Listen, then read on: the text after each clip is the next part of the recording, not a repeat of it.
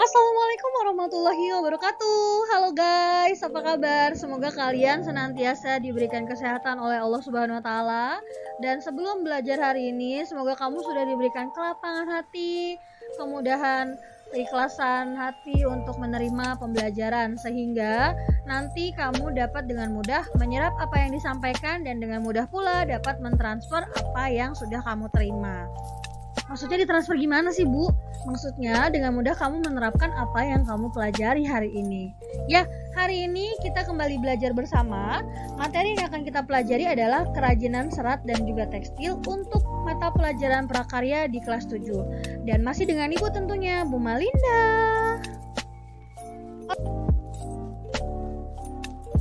Oke, dan pastikan kamu sudah berdoa terlebih dahulu sebelum belajar hari ini ya. Mari kita sama-sama ketahui terlebih dahulu apa sih tujuan dari pembelajaran hari ini. Nah, harapannya setelah kamu mengikuti pelajaran ini dan setelah kamu menyimak video ini dari awal sampai akhir, kamu dapat mengetahui dan dapat menjelaskan pengertian daripada serat. Kemudian, kamu mengetahui jenis dan karakteristik daripada serat. Selanjutnya, yang ketiga, diharapkan kamu dapat mengetahui bagaimana proses pengolahan serat dan dapat menguraikan kembali proses tersebut. Dan yang terakhir, harapannya kamu tahu apa saja sih produk dari pengolahan serat dan bagaimana prosesnya, seperti itu. Ya, lanjut aja, kita langsung masuk ke materi. Kamu tahu nggak sih kalau di Indonesia itu dikenal sebagai negara yang kaya akan kekayaan alam, terutama kekayaan floranya, di mana flora di Indonesia itu dapat tumbuh dengan sangat subur.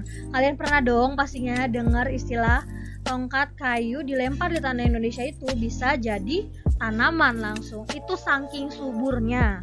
Nah, tanaman yang ada di Indonesia itu, tanaman yang banyak sekali ada di hutan-hutan Indonesia. Kalau di perkotaan kan sudah jarang ya kita temui, tapi kalau di hutan-hutan Indonesia itu, di daerah pedesaan sana, itu banyak sekali tanaman yang bisa kita manfaatkan.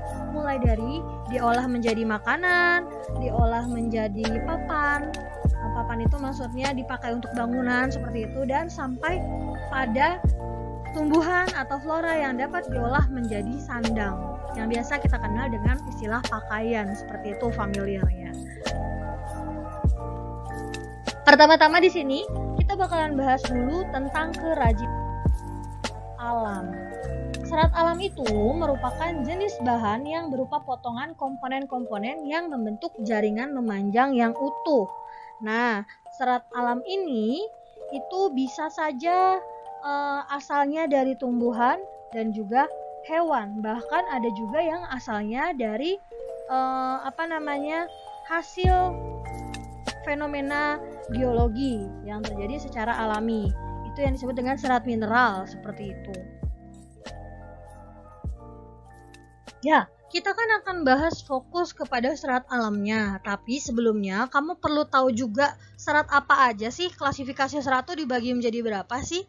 Klasifikasi serat itu terbagi atas dua. Yang pertama yang tadi, serat alam, di mana dia berasal dari hewan, tumbuhan, maupun proses geologis.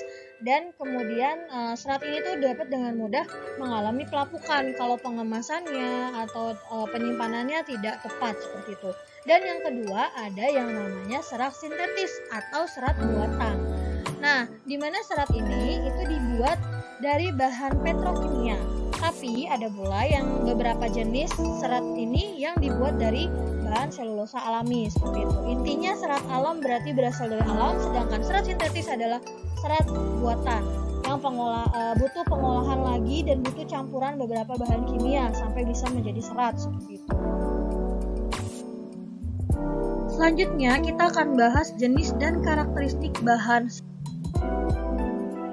Pertama-tama kita bakalan bahas tentang serat tumbuhan. Artinya adalah di mana bahan baku utama pembuatan bahan tekstil itu atau seratnya itu berasal dari bagian-bagian tumbuhan. Di sini ilustrasinya ada pohon kapas, di mana dia diolah sampai menjadi serat kapas seperti ini. Nah, bagian-bagian tumbuhan tuh yang bisa dijadikan bahan baku utama atau bahan pokok pembuatan serat atau tekstil, kain tekstil, itu diantaranya biji, akar, kulit pohon, daun, sampai dengan ke buahnya.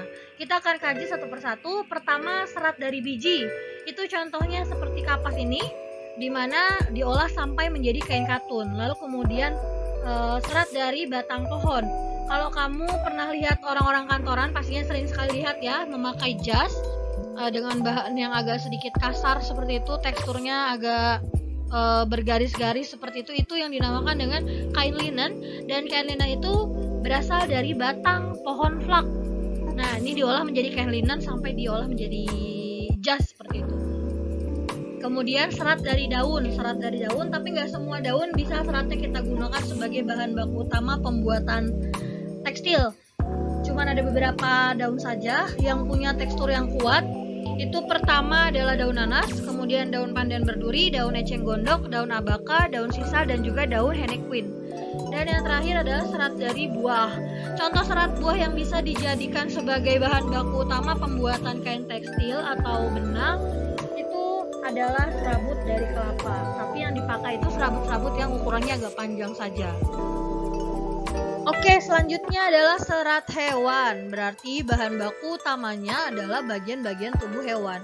Di sini kita lihat ada sapi yang diolah kulitnya setelah melewati beberapa tahap proses pengolahan, nanti bisa digunakan sebagai bahan baku pembuatan pakaian, atau kalau di luar daripada pakaian bisa sampai jadi dompet, gesper, dan topi, dan lain sebagainya. Tas juga bisa. Nah, bagian tubuh hewan yang bisa dimanfaatkan untuk pembuatan bahan tekstil diantaranya bulu domba atau wool, kulit, bulu, dan juga ulat sutra. Pertama kita bahas wool atau kain yang tadi berasal dari bulu domba. Nah, serat wool ini asalnya itu dari kulit domba yang relatif kasar dan berkerut dengan sisik di permukaannya. Kalau misalnya dia sisiknya agak banyak dan warnanya agak kusam, itu biasanya lebih kuat ketimbang yang memiliki sisik lebih sedikit, seperti itu. Kemudian ada surat sutra, di mana serat sutra itu berasal dari air liur ulat sutra saat menjadi kepompong. Nah, sutra itu punya ciri-ciri berkilau, licin, lembut, dan kuat. Kalau kamu pernah lihat pasti kain yang agak silk-silk gitu atau agak mengkilap-mengkilap gitu, itu adalah salah satu contoh kain sutra dan berasal dari serat sutra. Itu dia lembut banget dan jatuh banget bahannya. Selanjutnya adalah kulit. Sebagian besar kulit hewan itu bisa digunakan sebagai bahan baku tekstil. Kalau di Indonesia sendiri yang familiar banget, yang mudah ditemui itu ada kulit sapi, kambing, rusa, dan domba. Itu yang bisa dipakai untuk bahan baku pembuatan tekstil gitu. Cuman kalau di luar negeri itu banyak banget yang memanfaatkan kulit hewan lain seperti kulit babi, kulit kerbau, kulit buaya, kulit anjing, kulit ular, kulit kanguru, dan kulit unggas dengan ukuran besar itu kalkun gitu, atau burung unta, itu bisa dipakai sebagai bahan baku utama pembuatan tekstil. Bahkan kulit kanguru itu punya sifat yang kuat, fleksibel, ringan, dan anti abrasi. Jadi itu mungkin jadi salah satu bahan kulit yang punya daya nilai jual yang tinggi, seperti itu. Ini biasanya sering dipakai buat pembuatan cambuk dan juga jaket untuk pengendara sepeda motor. Itu contoh dari beberapa penggunaan kulit hewan sebagai bahan baku utama bahan tekstil. Selanjutnya adalah pengolahan bahan serat. Berarti proses saat dia masih berbentuk kulit hewankah, atau berbentuk batang tumbuhankah, atau sudah menjadi serat seperti itu tapi belum benar-benar menjadi bahan tekstil utamanya atau belum terbentuk menjadi kain seperti itu. Pengolahan seratnya berarti masih berbentuk serat nih. Oke, tahapan pertama pengolahan serat yaitu adalah tahapan carding atau penyikatan. Di sini kan kita nggak tahu ya, entah di dalam tumpukan atau lilitan serat itu yang baru sampai dari pengolah pertama yang membentuk atau membuat serat, itu kan kita nggak tahu entah ada sampah daun atau sampah ranting yang masuk ke dalam lilitan itu. Nah, diolah dulu di tahap carding atau penyikatan. Jadi seperti disortir tuh benda-benda asingnya itu dikeluarkan sampai nanti agak lebih bersih, dan lalu disusun sampai seratnya itu berbentuk sejajar gitu buat bisa masuk ke. Nah, di tahap selanjutnya itu ada tahap combing atau penyisiran. Jadi serat yang udah disusun tadi itu disisir, dihaluskan lagi, dibentangkan dulu, disusun secara paralel, terus disamakan, nanti baru deh dilakukan proses combing atau juga penyisiran. Nah, tahap selanjutnya itu adalah tahap spinning atau pemintalan. Dipintal nih atau digulung, bahasa mudahnya ya, digulung serat yang dia agak dipilin sedikit sambil digulung gitu. Itu adalah tahap. Sampai di tahap terakhir yaitu tahap sizing atau penganjian. Di sini itu diorganize berdasarkan beratnya, berdasarkan panjangnya masing-masing sebelum nanti akan masuk ke tahap selanjutnya pada saat tahap pembuatan benang. Nah, ada langkah pengerjaan juga yang tahap awal sampai tahap akhirnya menggunakan mesin. Dimana di sini tahap pertama itu adalah tahap blowing atau pembukaan biji kapas, pengeluaran pemisahan dari batang indukan ke dalam batang yang akan diolah kalau misalnya bukan berupa kapas, atau dari pokok diambil daunnya saja seperti itu. Dan yang kedua ada tahap carding atau penguraian serat, jadi diurai agak dilebar-lebarkan, ditarik gitu, tapi menggunakan mesin ya, nggak menggunakan tangan, itu di tahap carding. Yang ketiga adalah tahap drawing atau perangkapan, jadi agak ditarik lagi lebih dari tahap carding tadi. Kalau carding kan masih urai aja, tapi kalau di drawing ini sudah agak sedikit ditarik dan diregangkan seratnya sebelum nanti akan masuk ke tahap roving.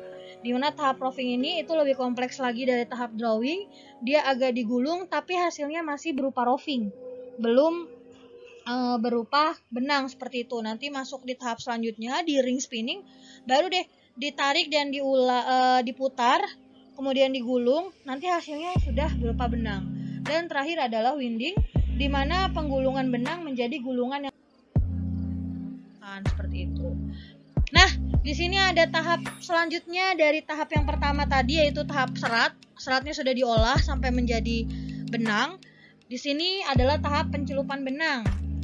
Nah, pada tahap pencelupan, gak semua benang harus dicelup, hanya beberapa benang yang kita anggap perlu diberi warna saja. Pewarnaan pun yang digunakan bahan pewarnanya itu atau catnya itu bahan yang khusus, harus disesuaikan dengan jenis seratnya. Kalau misalnya dia serat yang diolah tadi adalah serat alami, berarti ya yang digunakan cat yang cocok dengan serat alami. Kalau misalnya dia menggunakan serat sintetis atau serat buatan, berarti catnya pun harus cat yang sesuai dengan serat sintetis. Nya adalah tahap tekstil struktur. Ini pun gak semua, hanya beberapa saja.